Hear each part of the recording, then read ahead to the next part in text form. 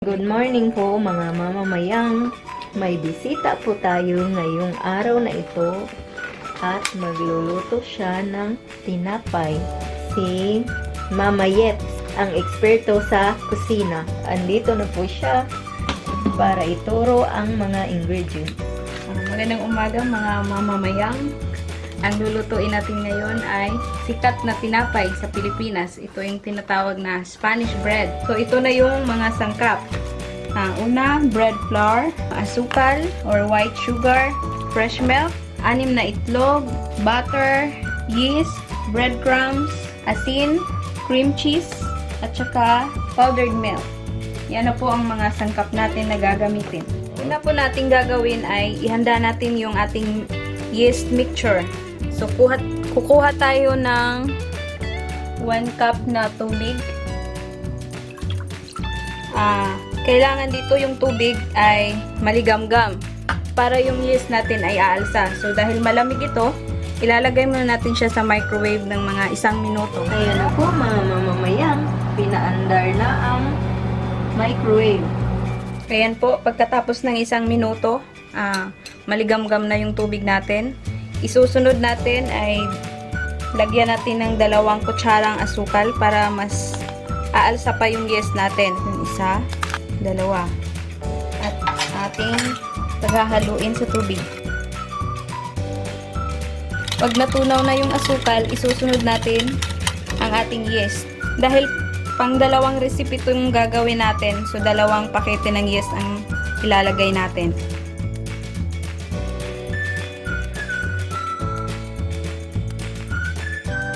Ayan, nahalo na siya. So, papaalsahin natin to ngayon. I-leave natin siya ng mga 10 minutes para mag-alsa at bubula yung sa ibabaw. Habang inaantay nating umalsa yung yeast natin, paghahaluin natin muna itong mga dry ingredients. So, una, kukuha tayo ng bread flour. Dahil 2 recipe to, so, dapat sana kung 1 recipe, 4 1/2 cup lang. Dahil 2 recipe yung gagawin natin, so magiging 9 na cup.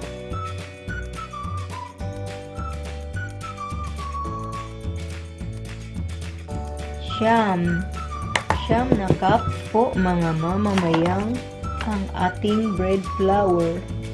Ayan, isusunod natin ang 1 cup na sugar. 1 cup na sugar. Ayan na. 1 cup na sugar po mga mamamayang Pilipino. At asin. Mga ilang tablespoon ang asin.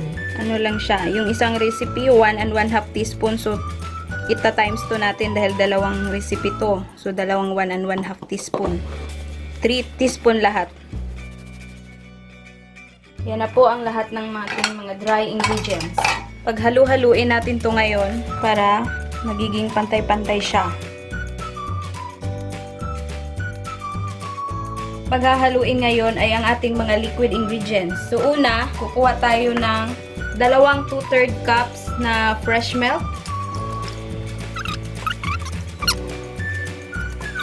At dahil malamig itong fresh milk natin, dahil nilagay namin to sa ref, so, ilalagay din natin to siya sa microwave. Dahil pag idediretso mo to, paghalo mo sa yeast, mamamatay din yung yeast natin. So, kailangan maligamgam din yung fresh milk na gagamitin mo. Mga 1 minute. Mga 1 minute po mga mamamayang ang inyong microwave. I-set nyo na 1 minute ang microwave nyo. Yan na. Ngayon, isunod natin yung itlog. So, ang gagamitin nating itlog, 2 buo na itlog at saka 4 na yolk. So, una, ilagay muna natin yung buo na itlog. 2 piraso. 2 piraso buo na itlog. Pagkatapos, magdadagdag tayo ng 4 na yolk. So, ihiwalay natin yung puti tsaka yung yolk. So, yolk lang yung gagamitin natin. So, ganito po ang paghihiwalay ng yolk. Ganyan po mga mamamayang ang paghihiwalay ng yolk. Kaya tignan nyong maigi para masundan nyo ang recipe ng ating eksperto sa kusina na si Mama Yeps. Ayan na po. Tignan niyong maigi kung paano niya biniyak ang itlog at sinala-sala na ganyan. Yan. Ihiwalay ang itlog na pula sa puti. Ayan. Kompleto na po yung itlog natin. Paghahaluin natin to. Ayan. Ayan, nahalo na po yung itlog. Ngayon naman, tutunawin natin yung butter. So, kukuha tayo ng dalawang 1/2 cup na butter. So, 1 cup lahat. Ito. 1/2 kung ang isa nito, 1/2 cup. So, dahil dalawang recipe, itong dalawa yung gagamitin natin.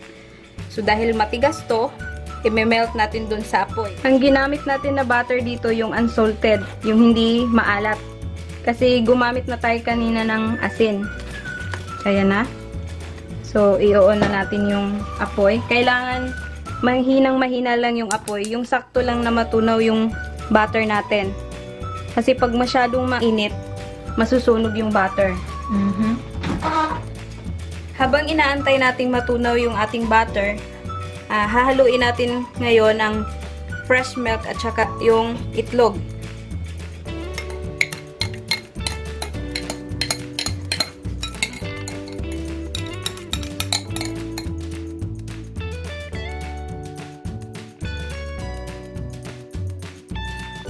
Ayan, ready na po yung butter natin na melt na lahat.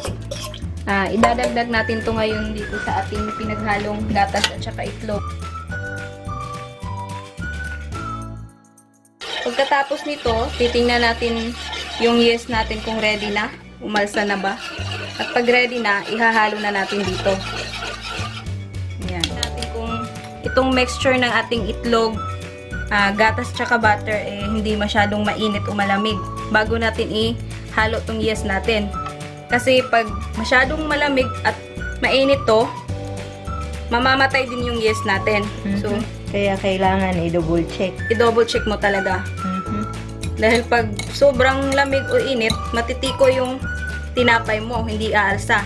Oh, ayan ha. Ayan. So, dahil okay na, katamtama na yung ano niya, temperature, so ihalo na natin tong yeast natin. Ayan.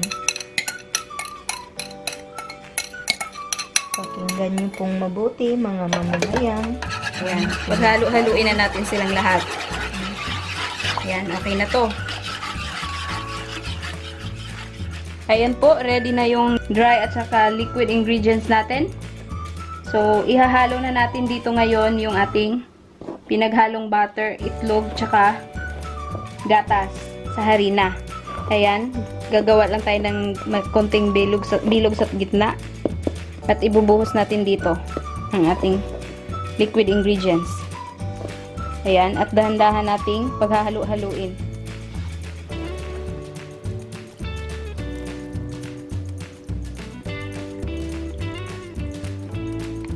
Ayan na po mga mamamayang. Saan mang panig sa buong mundo ay tignan nyo ang recipe ng ating eksperto sa kusina. Ayan, nabuhos na po natin lahat. Paghalo-haluin na natin po silang lahat ngayon.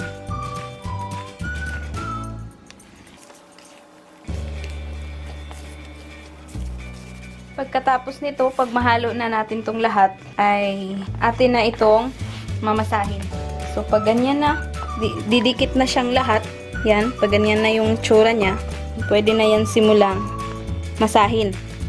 Tapos papapatubuin ba yan, Mama Yeps? Yeah, paalsahin natin to ng mga 2 oras. Paalsahin pala. Mas mahaba yung pagpapaalsa nito kumpara dun sa siopaw. Yung siopaw, mabilis lang. Mga Kasi, ilang oras kaya to? dahil 2 recipe to, so mga 2 oras. Pwede, depende sa'yo. Pwede rin mga 1 oras kung nagmamadali ka.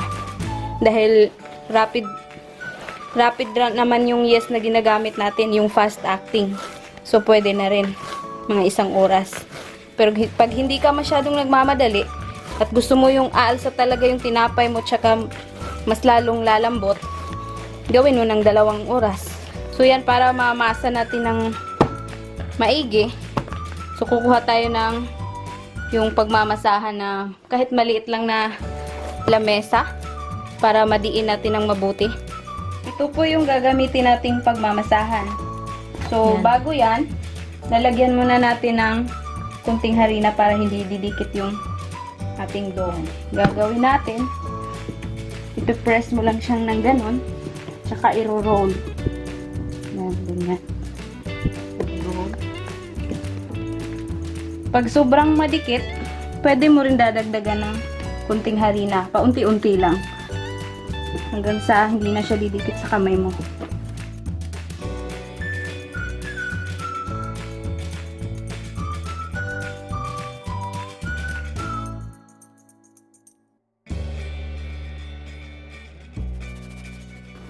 Yan, paulit-ulit mo lang yung gagawin. Yung pag Parang Pagdiin. ihampas-hampas lang. oo. Ihampas-hampas na ganyan.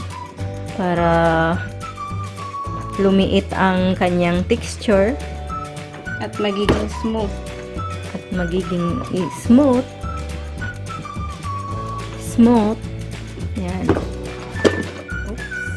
Siguro nasa mga 10 minutes mo lang itong mamasahin. Pwede na. Mga 10 minutes po, mga mamamayang. Tandaan po ninyo ang sinasabi ng ating eksperto sa kusina na si Mama Yeps para makuha nyo ang kanyang Spanish bread recipe.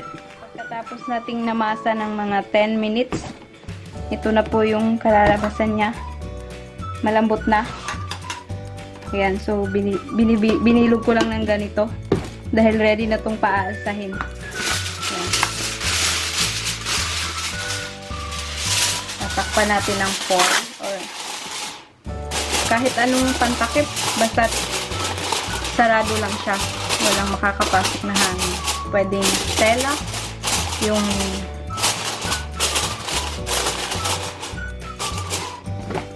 Tela ang ipangtakip, pwede rin. pwede rin. Pwede rin plastic, Pwede rin kahit ano, basta basta hindi makasingaw. maksinga, oo. Dahil pag may hangin, hindi siya aalsa. Ganyan pala yun. Ayan. O, ayan mga mamamayang ha. Pakinggan ninyong mabuti para matuto kayo. O, ayan na po. So, ilalagay natin to sa yung hindi masyadong mainit na lugar at saka hindi rin masyadong malamig. So, kung may oven kayo, pwedeng mas mabuting ilagay nyo sa ilalim ng oven. Pero wag niyong paandarin ha, mga mamamayang. Kailangan naka-off pa yung oven nyo. Yan. Gagawa tayo ng ating filling or palaman ng ating Spanish bread. So, ang gagamitin natin ay 2 cream cheese tsaka powdered milk. Pwedeng kahit anong powdered milk ang gagamitin mo. Tsaka white sugar. So, maglalagay tayo ng 1 cup ng asukal na puti. So, 1/2 cup to. So, 2. And then, powdered milk. 8 tablespoon.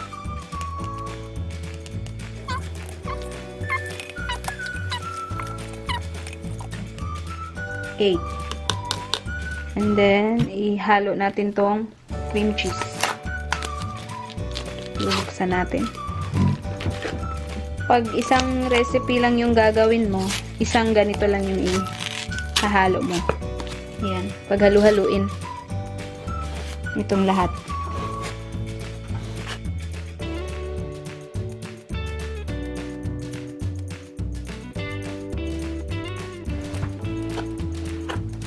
Ayan, malapit na siyang halo. Kailangan kasi dito, yung cream cheese mo, hindi masyadong matigas para madali mong haluin. Itong ginamit ko, nailagay ko siya sa ref. So, kailangan, bago ka gumawa ng palaman, i-defrost mo muna yung cream cheese mo para madali na lang siya ihalo. Ayan, ito, nahalo na natin. Babalikan na natin yung ating dough na pinaalsa kanina. Titingnan natin kung talagang umalsa na ba. Mga isang oras na ba ito? Mga isang oras isa at kalahating oras. Oh, ayan na. Umalsa na talaga. Umalsa na siya. So, pwede na to. Umalsa na siya, Mama Yeps. Ayan. So, suntukin natin para lalabas yung hangin niya. Ayan. Isalin natin dito. Ayan.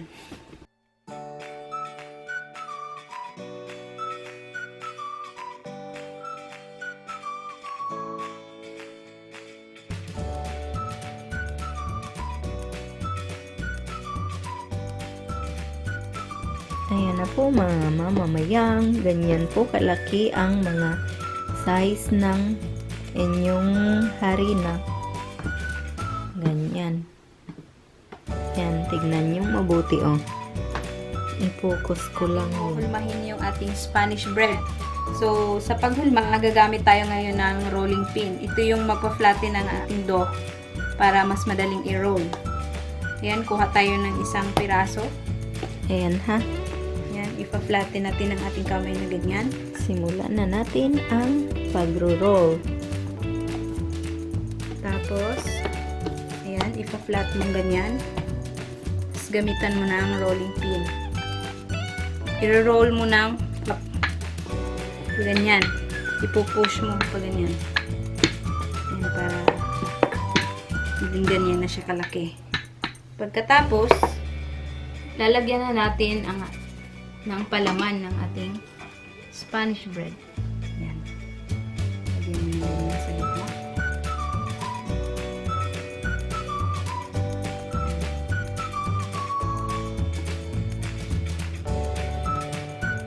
Depende sa'yo kung gaano karami yung gusto mo ipapalaman. Kung gusto mo yung medyo marami, dagdagan mo. Ayan. Katapos, i-roll mo siyang ganyan.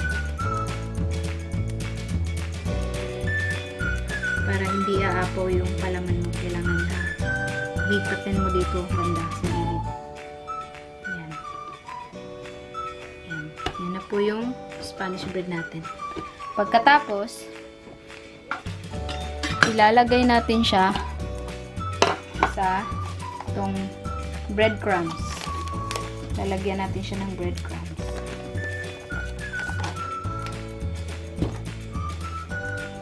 I-roll natin siya dito sa ating breadcrumbs. Isasawsaw. Isasawsaw para didikit yung ating breadcrumbs. Ayan. Ayan na po. At ilalagay natin dito sa ating tray na may baking sheet.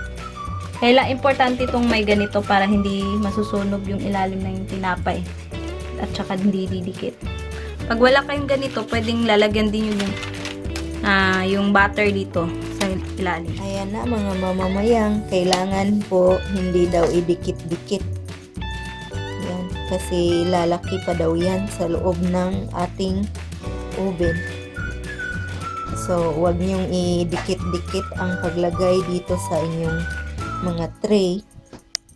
Ganyan lang po. Pagkatapos po ng Na-preheat na kasi natin yun kanina. So, mga 10 minutes na yun. Ililipat na natin ngayon sa 375 degrees ng ating oven. mga mamamayang, 375 po ang inyong mga oven. Ayan na po mga mamamayang. Ilagay na po sa loob ng ating oven ang mga na-roll na dough ng ating tinapay na Spanish bread na gawa ng ating eksperto sa kusina na si Mama Yeps. Ayan na po mga mamamayang ang naluto natin na Spanish bread. Ayan na po ang kanyang itsura. Napakasarap po nito. Mamaya po ipapakita ko po sa inyo lahat ang mga naluto namin ng ating eksperto dito sa ating kusina na si Mama Yeps. Ayan na po. Tignan nyo. Ayan na po mga mamamayang, naluto na ang ating tinapay. Yan na po. At maraming salamat po sa ating bisita ngayon na si Mama Yeps. Mama Yeps, thank you po sa iyong pagbisita sa ating maliit na kusina. Walang anuman. Dapat mag-subscribe kayo sa channel ni Ate Mama Mayang. Mag-like at mag-comment. At mag-subscribe po. Sana po nagustuhan ninyo ang aming recipe ngayong araw na ito. Ito po ang inyong Ate Mayang na nagsasabi, mabuhay!